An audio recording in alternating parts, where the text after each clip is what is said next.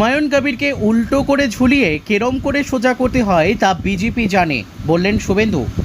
নন্দীগ্রামের 5 নম্বর মণ্ডলের বিরুলিয়া 147 নম্বর বুথে বিজেপির কার্যকর্তা গ্রামবাসীদের সাথে বসে প্রধানমন্ত্রী নরেন্দ্র মোদীর মন কি বাত অনুষ্ঠান শুনলাম।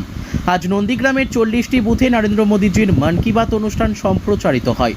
প্রধানমন্ত্রী নরেন্দ্র মোদীর মন কি বাত অনুষ্ঠানটি 2014 সালের 3রা অক্টোবর অনুষ্ঠানটির প্রথম পর্ব অনুষ্ঠিত হয়েছিল। আজ অনুষ্ঠানটির 10 বছর পূর্ণ হয়। অনুষ্ঠান শেষে সাংবাদিকদের মুখোমুখি হয়ে সাগর দত্ত মেডিকেল কলেজ প্রসঙ্গে শুভেন্দু অধিকারী জানান, সমস্ত হাসপাতালেই এরকম আন্দোলন বিক্ষোভ হবে, কারণ মমতা ব্যানার্জি হচ্ছে মূল কারণ ডাক্তারদের এই আন্দোলন বিক্ষোভের জন্য। উনি যতদিন মুখ্যমন্ত্রী থাকবেন ততদিন সমস্ত হাসপাতালেই এই রকম আন্দোলন বিক্ষোভের ঘটনা হবে। এরপরেই তিনি বলেন, মহারাষ্ট্রের বদলাপুর দেখেছেন, একেবারে রাম নাম সত্য হ্যায় করে দিয়েছে পুলিশ ধর্ষণকারীকে। আসামে জল খাইয়ে রাম নাম ধর্ষণকারীকে, আর এখানে ধর্ষণকারীকে প্রোটেকশন দেয় পুলিশ। আজ ভীষণ লজ্জার, ধর্ষণকারী পুলিশ এবং ডক্টর একসঙ্গে রয়েছে জেলে।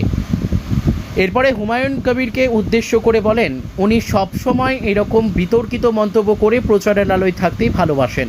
ইউসুফ পাঠানকে মমতা বন্দ্যোপাধ্যায় যখন প্রার্থী করেছিলেন বহরমপুরের, তখনও তিনি এরকম বিতর্কিত মন্তব্য অনেক করেছেন। বাজার মাত করার জন্য এইসব কথা বলে থাকেন। ওনার মতন লোককে উল্টো করে ঝুলিয়ে কেরম করে সোজা করতে হয় তা বিজেপি সরকার এলে করে দেখাবো। পুলিশ দখল নিল এবং এসডিও অফিসে পুলিশ দখল নিল, ঘাটালের এসডিও অফিস পুলিশ দখল নিল।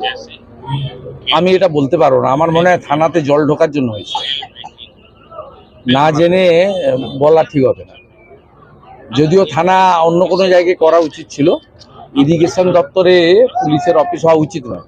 তবে আমি যেটুকু জেনেছি, থানা জলে ডুবে যাওয়ার কারণেই তারা ইরিগেশন অফিসে গিয়ে থানা চালিয়েছে। সব জায়গায় হবে। মমতা ব্যানার্জি হচ্ছে সমস্যার মূল কারণ। মমতা ব্যানার্জি যতক্ষণ মুখ্যমন্ত্রী থাকবে ততক্ষণ এটা হবে। আপনার মহারাষ্ট্রের বদলাপুরে একেবারে রাম নাম সত্য হয় করে দিয়েছে ধর্ষককে। আপনার আসামে জল খেতে খেতে রাম নাম, আর এখানে ধর্ষকদের প্রোটেকশন দেয় মমতা ব্যানার্জি। এবং লজ্জার, পুলিশ, ডাক্তার, ধর্ষক তিনজন একসঙ্গে জেলে আছে।